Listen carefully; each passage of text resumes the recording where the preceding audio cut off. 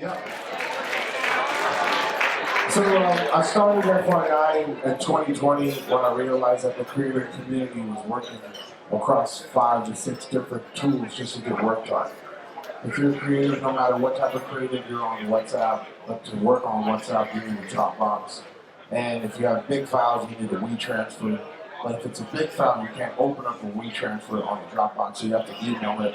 Meanwhile, your conversations are on the comments. I think the majority of the conversations are on thread. But then you have some leaky conversations on email.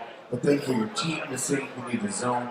And then some people on your team are working with generative AI, and it's all over the place. Why can't the whole entire conversation flow happen in one place? And giving each member on the platform encryption keys, because NFTs and finance should not be the only thing that issues encryption keys, because your digital assets and your data are just as important as an NFT and cryptocurrency.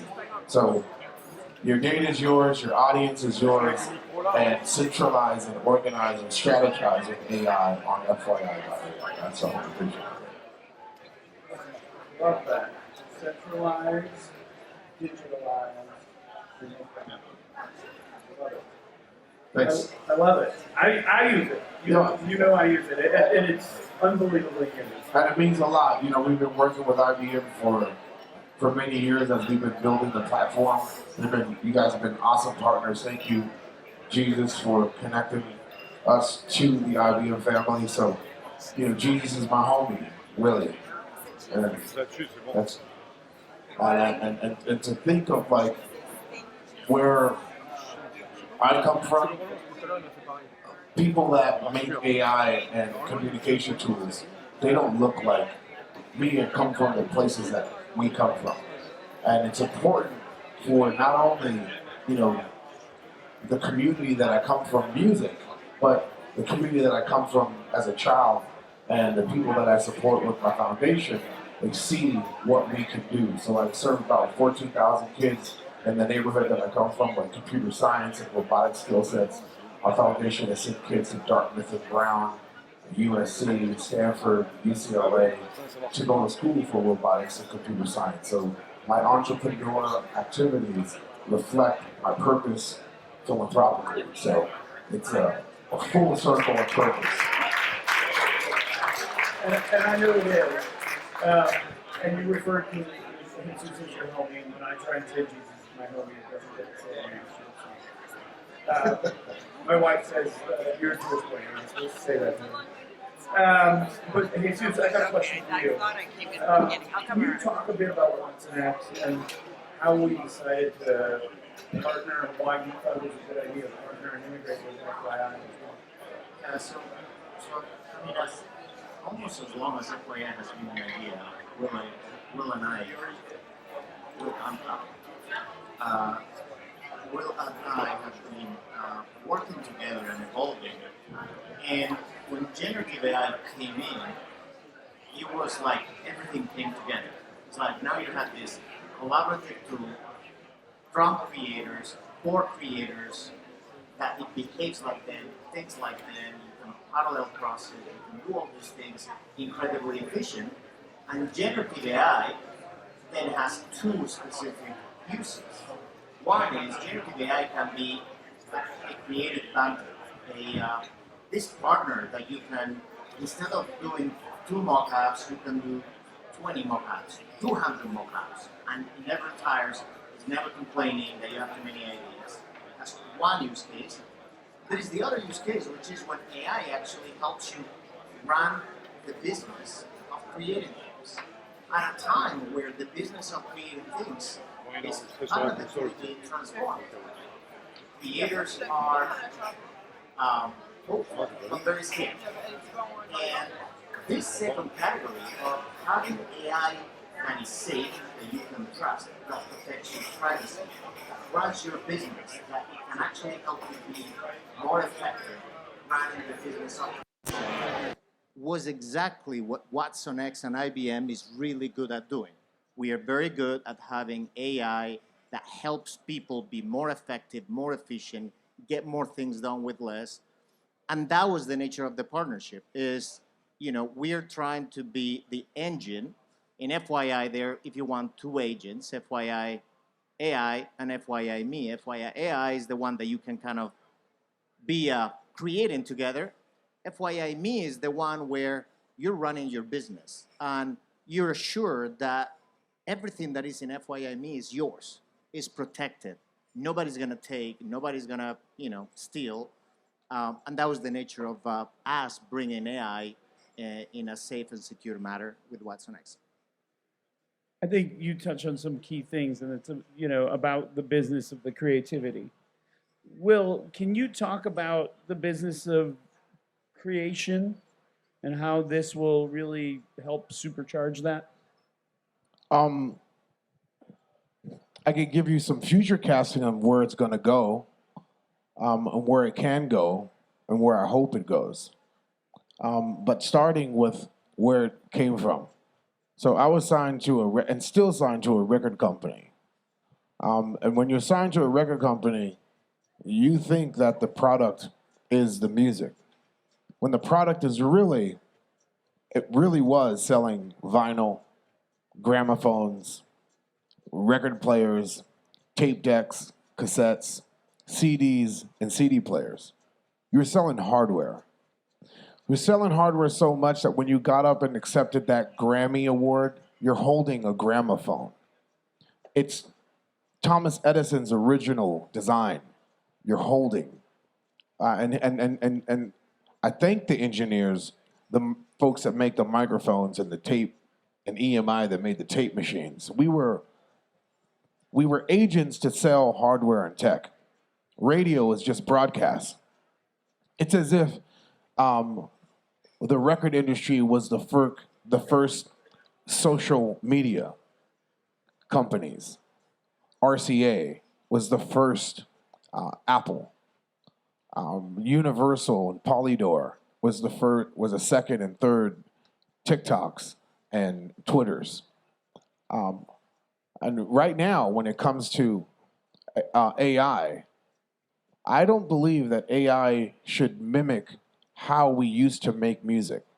Because how we made music in the era of the recording industry was not the way we made music with theater and opera and performing music at basilicas. It was a different type of music composition.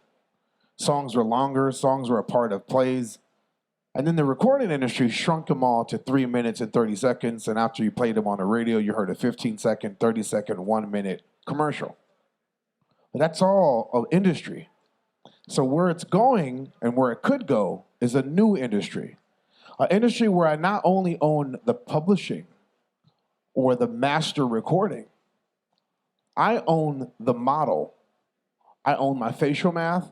I own my voice. And currently, no one in this room owns their voice or their facial math. Your essence and your likeness is question mark who owns it. Because this new industry of generative is just starting. Just like it just started, like imagine it was the early 1900s and somebody came to someone in Mississippi or Louisiana that was sitting on a stoop playing the guitar and said, "Hey, can I record you?" That person said, "What do you mean record me? I never heard of recording. I'm just going to put this microphone and record you." There was no record contracts. There was no deals. So usually the first people that got recorded got screwed. There were no structures in place to protect creatives. So we're going to repeat the same thing, not only with creatives, but with sales folks that work at Nordstrom's or Macy's and Bloomingdale's. When they sell a certain way, now an entity can say, "I like the way Samantha sells. Let's bodify her and spread Samantha's uniqueness and how she sells across our whole entire platform." What happens to Samantha's uniqueness? Shouldn't she own her likeness and her essence? If you could open your phone with your face, that means your face is a key. So that encryption key to FYI is super important of how we start, by giving every single person a key to their data and starting to protect people's likeness and essence. We will get there, but it's an important step on the principles that you stand for in this day and age of AI, communication, collaboration, information, inspiration, the whole goddamn kit and caboodle. You gotta protect people's likeness, civil liberties, and empower them with their own data because my identity is truly my identity. I am my data. I'm going to use my identity as my identity. It's fabulous. And, Will, I've heard you talk before about the best song you ever heard. Oh, so I hope he was here. So, but because if he was here, I couldn't say it. But now that he's not, I could give you a hint. I heard the best song that I ever recorded, written and sung, that I never produced, written, sung, and recorded. It was the best thing I ever heard from me. But I didn't do it. It happened in 30 seconds a minute. It was me, Michael Jackson, Daft Punk, and it created it instantly. Like true AI, not AI that you see on the internet and you don't know how long it took to make or who actually sung it and then applied some layer. Real instant curation, creation AI. And I was blown away by it. Because AI will make awesome music. It's Pac-Man right now. Right now, we are all experiencing some version of Super Mario Brothers. And it hasn't got to Halo and Call of Duty yet. And the moment that this stuff gets to Halo and Call of Duty, and we don't own our essence and likeness, that's why we should be afraid. We shouldn't be afraid of the technology. We should be afraid of the business practices and the greed that people are going to have behind the awesome technology. So we have to push and fight for folks to fight for the basic things. For example, we all have cars and we all dreamt to have a car when we were, just becoming teenagers. And then some of us remember taking that written test and then stressing out to take that driver's test. And if you're a pilot, you remember the first time you wanted to fly an airplane or a helicopter. And we all have licenses for those things. No one working in AI never had to take a written test or a freaking physical test to deploy technologies that alter how people think and how they see the freaking world. So starting with basic things where you have to be licensed to be working in AI. Not regulations to stifle innovation, just regulations to ensure that you ain't a cuckoo. We start there. But yeah, that song was dope. A good one. And I didn't, you could alter it immediately. You go in there, you type in the lyrics as it's playing, and then as it cycles around, you start hearing the new things that it did, that you added to it. The concept of music is going to change forever with this tool. Like, are we going to have more boom boom pows or more where's the loves from people? So I think songwriters are going to be, the only thing that we can do is have more where's the loves because the machine is going to make shit tons of boom boom pows. We have to write more redemption songs. We have to write more revolution. Because the moment the AI is writing songs about revolution, what the fuck are the revolution? What's the that's the shit to really fucking worry about when it's like revolting, protesting. That means it's protesting against us because all our protesting songs are like things that we don't like that people do to people. Imagine a freaking AI protesting about us. Fuck out of here, bro. We got to get our freaking essence and likeness done like really, really, really fast. And some protocols and regulations. Yeah, regulation is going to be key, and it's interesting to see how it's playing around the world, different countries, different places moving faster. I would say the U.S. is not moving nearly as fast. I think maybe that's because like to that statement. Well, let's see how different countries do it instead of like, yo, this is what we're going to do. So we can lead and show how they do. Because we do that for everything else. Let's do this because this is the right thing to do. Not like, ooh, let's see what they're doing. Like, nah, like, let's do this. you'll see something from us on this topic very soon. Hell yeah, Very dot soon. com. Jesus, for many clients you work with, and for FYI as well, how do you see the future of generative AI making an impact on the creative process? And what do you see for the future of AI? Yeah, I mean the genie's out of the bottle, and AI has become democratized. So there's been a couple of times before when you learn that something is possible, you can't pretend to unlearn it.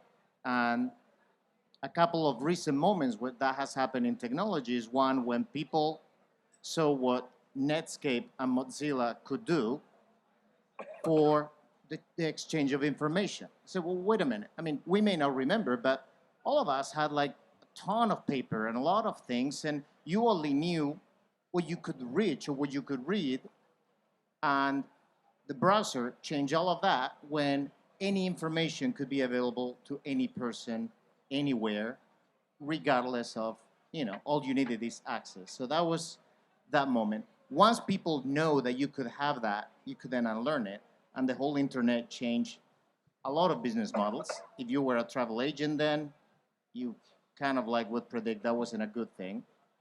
Then Napster kind of proved the point that people wanted to, it was a really good experience to consume digital music. It didn't have a good business model for that, but other people, once they figured out the business model, and that was the other one. Generative AI now is something that you can plug in to anything.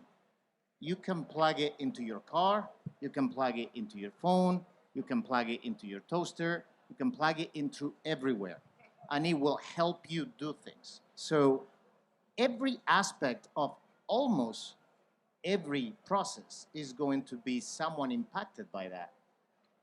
In the creative process, as I mentioned, the creative side, the big revolution of generative AI is the fact that the AI is good enough now that it can co-create with you.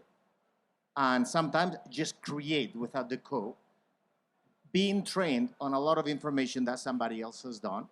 So that is going to massively impact how the entire production process. Maybe you don't have to spend $1 million flying somewhere when you can actually just be doing quote deep fake it legally, right? It's just like you're not deep faking it. You're actually doing it digital because it's cheaper and you can have any take in any model, and you're kind of like doing the same end product for a lot cheaper. On the business side of it, it's massive efficiency when part of the creative process is you have to put very innovative people with business people. And when you put creatives and technologists and business people, they don't think alike, they don't behave alike, their brain doesn't work the same way. One of them are very parallel, the other one is very disciplined. So AI is going to help bridge that gap and actually make teams a lot more creative, a lot more productive, and a lot more disciplined by freeing them the time that they dedicate to what they can do. So for example, in the case of FYI, the intention is that there's a lot of creatives out there that they don't really have the discipline of the business side. Well, maybe FYI is going to help them with that so they can maximize their time with the creative side without being at risk that their business is going to go under because they never had the discipline to actually have a proper business and they don't have, the advice of somebody. So AI is going to be, the optimistic view of AI is it can be extremely helpful to superpower everything that we do in every aspect, and it's going to be very easy to integrate, which is why asking people to pretend that that's not going to happen is probably not a good idea. I think it's a better idea, as Will says, is to put guardrails of how you should and should not use AI. Got it. I love it. Precision regulation. That's the way we look at this. So we've got a great, Will, you alluded to it. Jesus, you alluded to it. We've been working together for a while. I think we've taken some steps more recently together. Either one of you want to talk about that a little bit with so people understand that better and where you think you might see this partnership going in the future. Well, so yesterday we announced specifically that IBM and FYI are going to collaborate around using IBM generative AI to power the business of creation, to make FYI a very effective tool at the creative process and managing all the business aspects of the creative process, which they may not be the sexy elements of it, but they're the essential elements of it for success. We're working together on what those workflows are. We're working together on actually making sure that all the data, all the information is safely stored on IBM Cloud. And from there, basically, we're collaborating in spaces like this to reach out to everybody in the creative process, from the marketing side to the product management side, because there is, interesting enough, there is a lot of tools out there. But when I actually asked the users of the tool, of Will's tool, FYI, why did you pick this one? They said, this is the first tool that was created by creators for creators. Every other tool was created by somebody else for us creators to use. So making sure that we reach out to all those areas and we superpower that creative process. Yeah, and I think, and thanks for pointing out the by creators for creators, because when it's not by creators for creators, there's a lot of gaps that you don't really build it for the needs and how creatives create uniquely and differently from different disciplines. And we at FYI truly believe that tomorrow's artists or creatives are going to look more like Pharrell Williams and Rihanna's, where they're not just in one area, they're multi-pronged. They are businesses, they're enterprises. And if you were to think of Revlon, if this was the early 2000s, how they saw Rihanna, she was just an artist. Now Rihanna competes directly, market to market, share for share, for Revlon, and outproduces them. If you think of Pharrell as just a musician, then he's not just a musician. He is a designer, a curator, a creator, an industry. Jay-Z, Dr. Dre, Kanye. There are going to be more artists that build industries and solve problems with this tool. And tomorrow's industries are going to come from hyper creatives. As it's going to obliterate industries of yesterday or positions of yesterday, the hyper creative is going to unearth and erect new types of industries by solving yesterday's problems. And if you look at all these athletes like LeBron James and Michael Jordan, or entertainers, we all come from areas where there's been problems that humans made on humans that have been ignored this whole damn time. And Travis from Uber, applaud, salute, thank you for solving an issue that has been happening in New York, and every time people of color try to hail a cab and never could hail a cab because of racism. And no matter how many people that protested or campaigned to allow for people of color or cab drivers to stop for them, Uber changed that indirectly. So technology solved the societal racial issue, and AI is going to solve a lot of societal racial issues that we've been waiting for people to solve. Now we have a tool to help solve it ourselves. And by doing that, we are going to erect and create new industries. And so these hyper creatives, when they're working on FYI and other platforms that allow for collaboration, like true collaboration to do what? To create. To create what? Songs and freaking paintings and pictures? No. Industries. Because we need it ASAP, rapidly, to use this tool, not to make songs, to freaking make change, to freaking create awesome stuff. Like, if it was just for songs, I'm afraid. Because I'm like, oh shit, it could make better songs than me, faster, quicker.